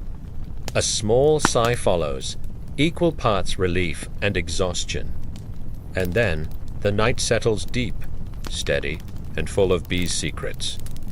The morning arrives gentle, almost hesitant, with sunlight spilling like soft honey across the meadow. Mist hovers in lazy coils, clinging to the fence posts and hedgerows. The air smells faintly of damp straw and wildflowers, and for a moment, you feel the world has slowed just to watch the bees emerge. The hives are calm, though there's a subtle shift in energy. You can sense it in the faint hum. Steady, but purposeful, as if the colonies are conducting their own quiet meeting inside the straw domes. The beekeeper crouches near one skep, inspecting it with fingers that move with both care and the habitual precision of someone who has spent decades negotiating with tiny wings. By mid-morning, the abbey bells begin their slow, meditative toll. Villagers gather at the meadow edge, not because they must, but because the sound seems to call them. A few carry bowls of honey, small offerings to encourage harmony in the hives. One child hums a bee song, and the others join softly, voices blending in a gentle chorus. The beekeeper watches them, lips pressed together, and finally mutters, "The world runs on rhythms we barely notice." Later, you follow Brother Aldwin to a secluded corner of the abbey gardens. He has set up a series of hives painted in different colors, claiming he wants to study emotional responses. He demonstrates, waving his arms and shifting positions, narrating how bees react to changes in light and color. One elder villager watches skeptically and mutters, "I'm not sure they need a therapist." Historians still debate whether color truly influences bee behavior in medieval studies, but Aldwin is thoroughly convinced. Near the stream, a woman kneels, brushing the water over a small sprig of lavender before tucking it into a skep entrance. She whispers something that may or may not be a blessing, and the bees pause for a moment, wings flickering lightly. Perhaps coincidence, perhaps acknowledgement. You choose to enjoy the uncertainty. By afternoon, the children are practicing another bee dance. This one involving spinning in circles while holding tiny bundles of thyme. Some villagers join in reluctantly, smiling despite themselves. Aldwin is scribbling furiously, declaring the experiment a phenomenological breakthrough.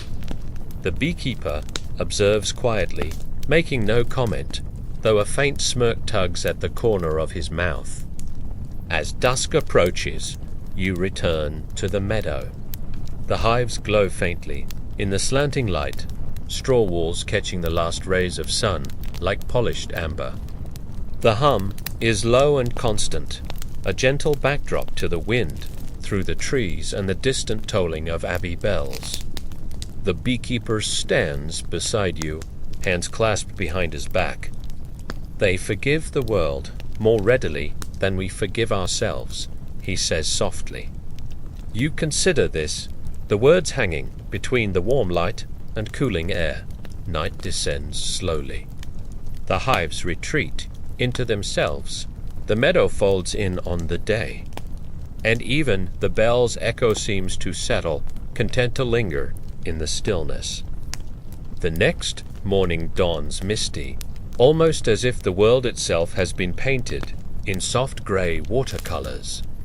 Each drop of dew clings to grass and petals, sparkling faintly in the first hesitant rays of light. You walk toward the hives and immediately hear the low hum of activity, a subtle, constant vibration that fills the air like a quiet hymn. The beekeeper is crouched beside the largest skep, straw fingers gently tracing the edges. There, restless, he murmurs. Something stirs in the air. The words are neither warning nor prediction, just observation. In the village square, the children have invented yet another bee-related game. This one involving mimicking bee dances to retrieve hidden combs of honey. The adults watch politely, some shaking their heads, others secretly amused. Aldwyn, naturally, takes meticulous notes on the activity, muttering about behavioral mimicry. By late morning, you notice a small group gathered near a cluster of wildflowers at the edge of the meadow. An elderly woman is instructing the children on bee etiquette, a curious collection of gestures and whispers meant to communicate respect to the colonies. According to her, if a child fails to bow slightly before approaching a skep, the bees might hold a grudge. You suspect this is less about entomology and more about maintaining order, but it works. The children behave immediately. Later, you wander past the abbey, where the monks are preparing additional ceremonial candles for an upcoming festival. One novice mentions that the wax will be carved into small spirals to represent the infinite cycles of nature, while another quietly insists that bees themselves are the true keepers of time. Historians still debate whether these beliefs were common or symbolic, but the air here carries a certainty that makes questioning feel unnecessary. By mid-afternoon, the beekeeper calls for a small gathering in the meadow. He explains that some colonies will soon need to be divided, a delicate process that requires patience, precision, and minimal human intervention. The villagers assist, moving slowly and quietly, their hands gentle on the straw. The bees, curiously, cooperate, buzzing softly but without panic. In a quiet moment, you notice a single bee hovering slightly apart from the others, its wings catching the light like tiny amber mirrors. It lingers, surveying the scene before returning to the hive as if reporting back. The beekeeper notices it too and simply nods. They always watch, he says. By evening, the mist returns, settling low over the meadow like a soft, grey blanket. The hives emit a gentle, rhythmic hum that blends with the distant tolling of abbey bells. Lanterns flicker in the village, tiny flames reflecting off dew-soaked stones, and the air feels suspended between heartbeat and breath. The beekeeper stands beside you at the fence, arms folded, watching as the colonies retreat for the night. We imagine control, he says softly, but they remind us that patience is the only real authority. And with that, the village folds into quiet, the hum of bees weaving through the darkness like an invisible lullaby. The next morning breaks slowly, with a faint, silvery light spilling over the meadow, curling gently around the hives like smoke from a candle. You walk along the familiar path, boots soft against dew-slick grass, and notice that even the air seems to move differently, thicker, slower, almost reverent. The bees are already at work, darting between clover and wild thyme, their hum a quiet, constant pulse beneath the morning hush. The beekeeper crouches beside one skep, fingers brushing lightly over the straw. They've been restless, he murmurs. They feel change. You ask what kind, but he only shrugs, eyes scanning the horizon. Weather, or winter, or just life. Hard to tell. Historians still debate how much medieval beekeepers understood the nuances of colony behavior, though this village seems to treat intuition as a more reliable guide than science. By mid-morning, Brother Aldwin arrives, looking uncharacteristically flustered. He's brought along a small, intricately carved wooden frame, claiming it will help measure emotional output in the bees. The villagers stare, polite confusion written on every face. Aldwin demonstrates by placing it near a hive and nodding solemnly. Observe their reactions, he instructs. Whether the bees are responding to the frame or merely ignoring him is unclear, but he takes notes with feverish concentration anyway. Near the stream, an elderly woman arranges sprigs of rosemary and thyme along the banks, explaining that it soothes the bees' spirits and encourages honey production. She mutters that, in her youth, some families would sing lullabies to hives during long winters, claiming that colonies could grow fat on music alone. The children nearby immediately begin to hum, careful to match her tone. You can't tell if it works, but the atmosphere becomes surprisingly serene. In the village square, a small commotion arises when someone points out that one hive has developed an unusually shiny comb, glinting in the morning sun. The beekeeper inspects it and says quietly they've been industrious. A novice whispers that perhaps the bees are showing off. Historians still debate how seriously medieval people took these types of omens, but the villagers nod as though it matters. By afternoon, the abbey is bustling with preparations for another honey ceremony. Monks carry trays of glistening comb, candles carved with intricate spirals, and bowls of fragrant herbs.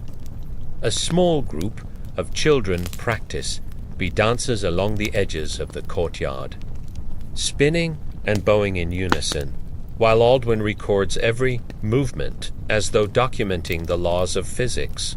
As the sun begins to dip low, you wander back to the meadow. The hives glow faintly in the warm light, and the hum seems softer now, steadier, like a slow exhale. The beekeeper leans against the fence beside you, a rare smile tugging at the corners of his mouth. They forgive storms, he says quietly, and humans too, when we're lucky. Night falls gradually, folding the meadow in shadow. Lanterns flicker softly along the village streets, and the distant tolling of abbey bells carries through the still air.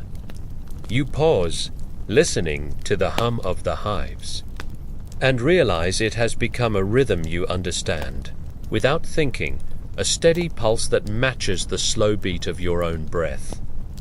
The morning arrives with a pale golden haze, soft and diffused, as if the sun itself is stretching and yawning.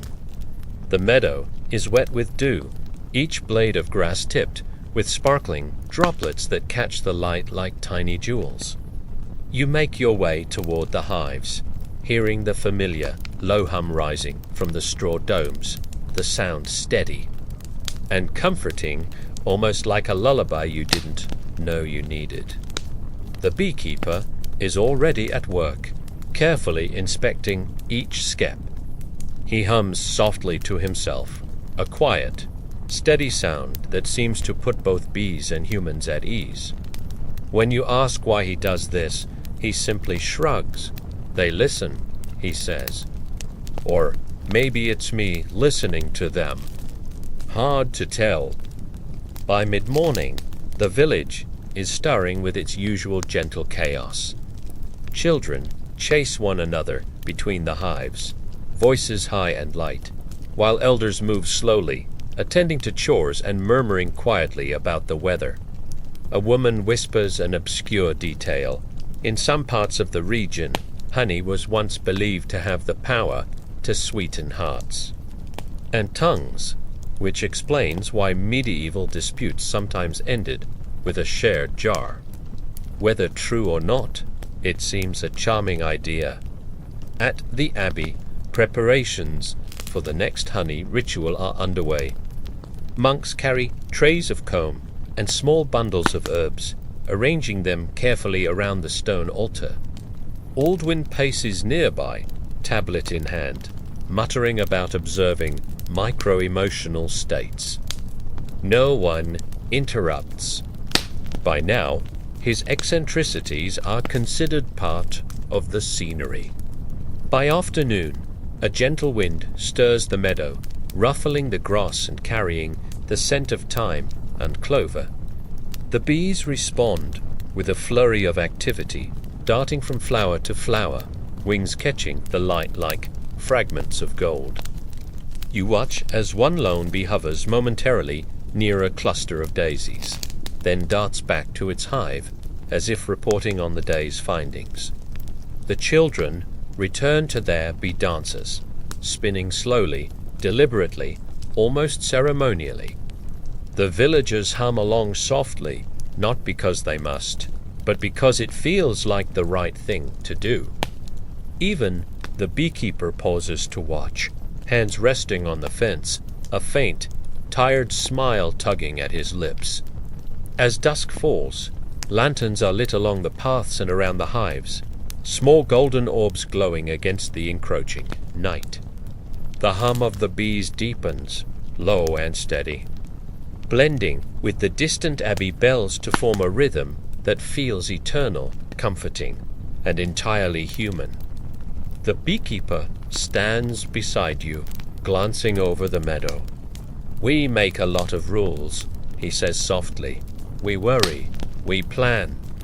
But in the end, they decide what stays." You nod, watching the last rays of sunlight fade into mist, the hives pulsing with quiet life. And so the village settles into the evening, slow and content. The world narrows to the hum of bees, the faint glow of lanterns, and the steady heartbeat of a community that has learned to live alongside tiny wings and tireless diligence. The morning arrives with a soft, silvery mist that drapes itself lazily across the meadow. Each blade of grass glistens with dew, and the air carries a faint, sweet scent of wildflowers. You walk toward the hives, feeling as though you're moving through a world slightly slower, slightly more careful than your own. The hum of the bees greets you before you see them, a quiet, persistent pulse that seems to anchor the morning.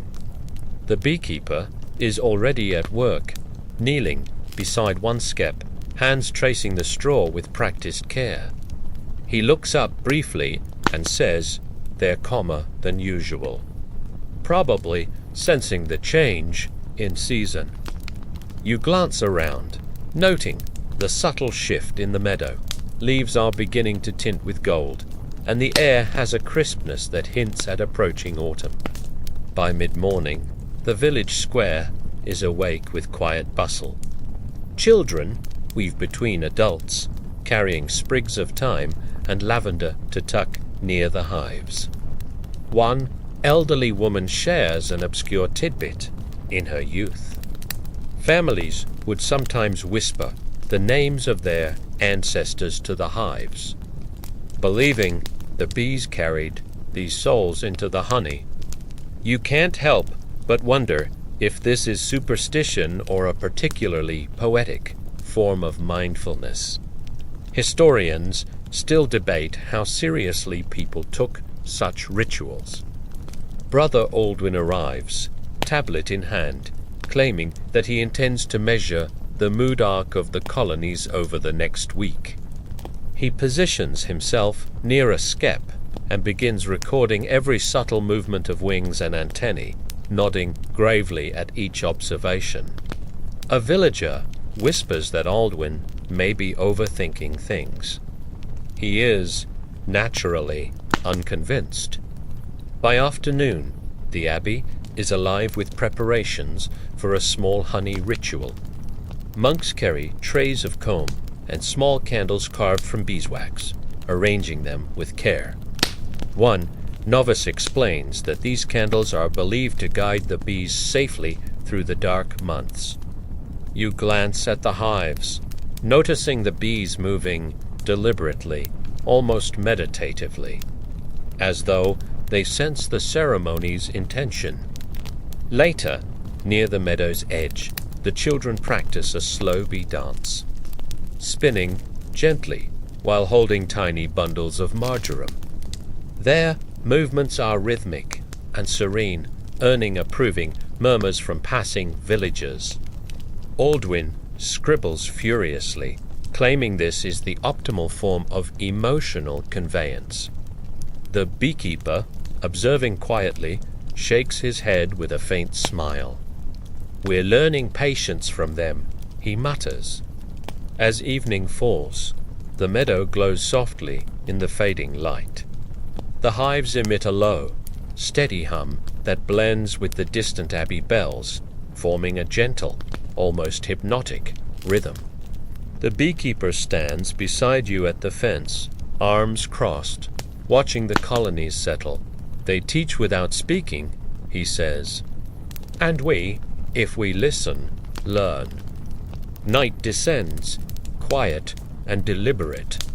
Lanterns flicker along the village paths, and the hum of the hives weaves through the dark like a soft lullaby. The day begins with the kind of calm that feels deliberate, as though the village itself is pausing to take a breath. Mist lingers low over the meadow, curling around the hives and softening the outlines of distant cottages. The bees are already active, moving between blooms with steady precision. Their hum a soothing background, note to the quiet world. The beekeeper kneels beside a skep, inspecting the straw and adjusting a small bundle of rosemary near the entrance. "They're more alert today," he says softly, perhaps sensing the wind. You notice the slight tremble of the branches above, hinting at a gentle breeze that ruffles the meadow grass and carries a faint scent of clover. In the village square, children play a quiet game, mimicking bee dances with tiny bundles of herbs. One boy insists that bees can understand their motions, though the others are less certain. Brother Aldwin scribbles in his wax tablet nearby, muttering about communication, vectors, and nods approvingly at the chaos. Historians still debate whether such medieval observations had any empirical basis, but today they feel more like poetry than science. By midday, the abbey gardens are alive with subtle activity. Monks carry small trays of honey and beeswax, arranging them carefully near the altar. A novice explains that the candles are believed to bring warmth to the colonies during colder months. The scent of lavender and thyme mixes with the sticky sweetness of honey, creating a fragrant, calming atmosphere. As afternoon stretches on, the beekeeper calls for a small assembly in the meadow. He explains that some colonies will need to be divided soon, a delicate process requiring patience and gentle hands. The villagers work quietly, moving slowly and deliberately, handling straw and bees with care. The bees, unusually cooperative, seem to understand the rhythm, buzzing softly, but without panic. Near the stream, you notice a single bee hovering apart from the rest, its wings catching the light like tiny amber mirrors. It lingers a moment before returning to its skep, as if reporting on the day's progress. The beekeeper notices it too, nodding silently. They always watch, he says. As dusk approaches, lanterns are lit along the paths and around the hives. The hum deepens, steady and rhythmic, blending with the distant tolling of abbey bells. The village seems to breathe as one, slow and deliberate, with the bees' gentle chorus forming the heartbeat beneath it all. The beekeeper stands beside you, watching the colonies settle for the night. We imagine control, he says softly, but they remind us patience is the only real authority. Night falls fully, and the meadow folds into quiet. The hum of bees threading through the darkness like an invisible lullaby. The morning greets the village with a soft, golden light that drifts lazily over the meadow, making every dewdrop glisten like tiny lanterns. You walk along the familiar path, boots damp from the early moisture, and the low hum of the bees welcomes you even before you see them. The hives are alive with activity, wings flickering in sunlight like golden sparks scattered across the straw. The beekeeper crouches beside one of the skeps, gently brushing straw aside to inspect the entrance. There, moving more deliberately, he murmurs, his voice low. Like dancers in a circle, knowing the steps without instruction. You watch a bee exit, pause, and hover momentarily before darting to the nearest flower. Even the smallest movement seems intentional. By mid-morning, the abbey is stirring. Monks carry trays of honey and small beeswax candles, arranging them for what will later be a minor ritual of thanks and observation. Brother Aldwin is nearby, flapping his arms and demonstrating a bee pattern study to a reluctant group of children. One girl whispers to her friend that Aldwin might just be inventing things as he goes, though she giggles, and the others agree. Historians still debate whether Aldwin's early experiments had any scientific merit, but in this meadow it hardly seems to matter. At the village square, an elderly woman gathers a small group of children to tell a story. She speaks of a time when bees were believed to carry messages from ancestors, that the hum in the hives could translate thoughts from one generation to the next. Some of the children giggle nervously, wondering if the bees might suddenly gossip about their latest mischief.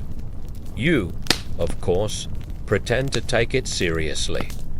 By afternoon, a gentle wind rises, rustling the leaves and scattering petals across the meadow. The bees respond with a flurry of activity, darting in intricate loops between the flowers. The beekeeper observes silently, hands resting on his knees, eyes tracking each tiny body with patience and devotion. He doesn't comment, but the faint smile on his face tells you everything. Later, near the stream, you see a single skep that seems unusually bright in the late sunlight. A novice points out that it might be the reflection of dew, but the beekeeper only nods. Or perhaps it's showing gratitude, he says softly. We're never really sure, and that's the beauty of it. As dusk settles, lanterns are lit, their glow warm and soft across the village. The abbey bells begin their slow, low toll, and the hum from the hives merges seamlessly with the evening's rhythms. You stand by the meadow fence, breathing in the fragrant mix of herbs, straw, and sweet honey, and feel an almost imperceptible calm wash over you. The beekeeper leans on the fence beside you, quiet. They forgive storms, humans, and our mistakes, he says. And they still choose to stay. The hum continues, steady and comforting, threading through the darkening, meadow-like, an invisible lullaby. The morning arrives with a faint mist curling around the meadow, softening the shapes of the hives and distant cottages. You step into the damp grass, boots squelching slightly, and hear the low, steady hum of bees. It's a sound that has become almost like a heartbeat, a rhythm that grounds the day before it truly begins. The beekeeper is already at work, crouched beside a skep, gently brushing straw aside and checking entrances. They've been more active overnight, he murmurs, probably sensing the change in season. You watch a bee emerge, hover briefly in the cool morning air, and dart to a nearby flower. Its flight is purposeful, precise, almost ceremonious. In the village square, the children play quietly, weaving between the hives with small bundles of thyme and lavender in hand. One boy insists that the bees are responding to their movements, while another claims the colonies are keeping score of their respect. Brother Aldwin scribbles notes, muttering about communication patterns, and the villagers exchange amused glances. Historians still debate whether medieval people genuinely believed bees kept track of human behavior, but in this quiet village, the idea carries a strange weight. By midday, the abbey is alive with the scent of honey and herbs. Monks arrange small candles made from beeswax, their spirals carefully carved to reflect the natural cycles of the hives. A novice explains that the candles are meant to guide bees through darkness, though you suspect the real reason is simply tradition. Aldwin paces nearby, arms flailing slightly, recording bee movement with a fervor that seems to terrify no one but himself. In the meadow, the wind stirs the grass and rustles the flowers, and the bees respond with a soft flurry, darting between blooms in an almost choreographed pattern. The beekeeper stands quietly at the fence, watching, a faint smile tugging at his lips. They teach patience better than we ever could, he says.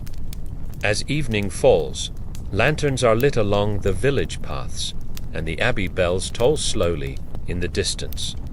The bees' hum deepens, steady and soothing, weaving through the dusk like a gentle, invisible thread.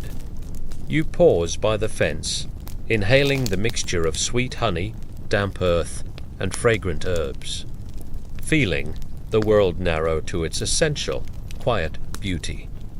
The beekeeper leans beside you, hands resting on the fence. Control is an illusion, he says softly. The bees remind us what matters: presence, patience, and care.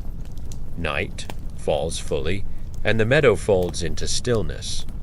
The hives hum, threading through the dark like a lullaby meant just for you. The morning opens with a gentle haze that softens every edge of the village and meadow. Dew clings to the grass and cobblestones, glinting faintly in the pale sunlight. You step out slowly, boots damp, and hear the familiar low hum of the hive steady, persistent, and strangely reassuring. It's the kind of sound that asks nothing of you but rewards presence. The beekeeper is already kneeling beside a skep, hands moving over the straw with practiced ease. He glances up briefly. They're alert, he says, though calmer than yesterday. A balance of excitement and patience. You watch a single bee hover near the entrance, pausing as if to inspect you before returning to the safety of the hive. In the square, children practice another bee dance, slow and deliberate this time. Brother Aldwin records each movement, murmuring about ritual efficiency and emotional resonance. One elder shakes her head gently, whispering that Aldwin's imagination is far faster than reality, though she smiles despite herself. Historians still debate whether medieval bee dances were ceremonial or practical, and watching this, you realize they might have been both. By mid-morning, the abbey is alive with soft activity. Monks carry trays of honeycomb and beeswax, arranging small bundles of herbs around the altar. One novice explains that bees are believed to carry the prayers of the village within their hum. The idea seems absurd, yet somehow, in this quiet corner of the world, it feels entirely natural. Later, you wander through the meadow. The wind is slight, carrying the scent of clover and lavender. The bees move methodically, their wings flashing gold in the light. The beekeeper watches quietly, hands clasped behind his back. Even in chaos, they follow their rhythm, he says. We do well to notice it. By evening, lanterns glow softly along the village streets and around the hives. The abbey bells toll slowly, harmonizing with the low hum of the bees. The sky darkens into soft indigo, and the meadow folds into shadow. You stand by the fence, breathing in the mingled scents of straw, herbs, and honey, feeling an extraordinary calm settle over the world. The beekeeper leans beside you. All we do, he says softly, is try not to disturb the rhythm. They remind us how to be still. The hum persists, comforting, unbroken, threading through the night like a lullaby meant for anyone willing to listen. The morning is delicate, pale, and slow. Mist lingers over the meadow, curling around the hives and cottages like tendrils of soft smoke. The bees are active, moving between blossoms with precise, elegant purpose. You walk quietly along the familiar path, each footstep soft on damp grass, feeling as if the world has slowed to honor this final day. The beekeeper crouches beside a skep, inspecting the straw with careful fingers. They've been steady all season, he says, almost as an aside. It's remarkable. You watch a bee emerge, hover, and dart to the nearest flower, wings catching the soft light like fragments of amber. In the village square, the children perform their bee dance one last time. Brother Aldwin records the movements with a solemn seriousness that seems almost comical, though no one points it out. One elder whispers to another that Aldwin is forever chasing invisible rhythms, and the other chuckles quietly. Historians still debate the precise function of these dances, but today it seems enough that they exist. The abbey prepares a small ceremonial offering, honeycomb, small bundles of herbs, and candles carved from last season's wax. Monks place them carefully around the altar, the air rich with the sweet scent of honey and lavender. A novice explains that these rituals honor the bees' tireless work, and the villagers nod, some with quiet smiles, others with reverent awe. By afternoon, the meadow feels suspended in a gentle hush. The bees move in patterns that seem choreographed, each one purposeful, each one careful. The beekeeper watches quietly, a faint, contented smile tugging at his lips. They've survived storms, seasons, and us, he murmurs. And they will continue. As dusk falls, lanterns light up the village softly, throwing golden pools of light across wet cobblestones. The abbey bells toll slowly, and the hum of the hives blends seamlessly into the night, steady, gentle, and unbroken. You linger at the fence, breathing in the mingled scents of straw, herbs, and honey feeling a profound calm. The night stretches wide and soft. Stars faint through lingering mist. The hives rest quietly. The bees hum a constant lullaby, threading through darkness. The village folds into this gentle rhythm, a slow exhale after centuries of motion and care. Time seems to stretch. You notice the soft sway of branches, the quiet ripple of the stream, the faint golden glow from distant lanterns. The hum of the bees pulses in tandem with your own heartbeat, steady and forgiving. Here, in this quiet corner of history, the world feels expansive yet intimate, its small miracles measured in wings, pollen, and patience. As you breathe in deeply, the last light of evening fading into soft shadow, you feel the hum as a gentle cradle, lulling the mind into rest. The meadow, the hives, the village, even the distant abbey bells, fold together into a singular, comforting rhythm. Each note, each movement, is deliberate, slow, and unhurried. You realize that here, with bees as teachers and companions, the world has learned to pause, to breathe, to endure. And now, as the mist curls one last time around the hives, and the stars peek faintly through the twilight, the village exhales. The hum lingers, a soothing, invisible thread through night and memory, carrying with it the quiet wisdom of patience, care, and continuity. You lean back, eyes closing gently, and let the world's slow heartbeat carry you into rest.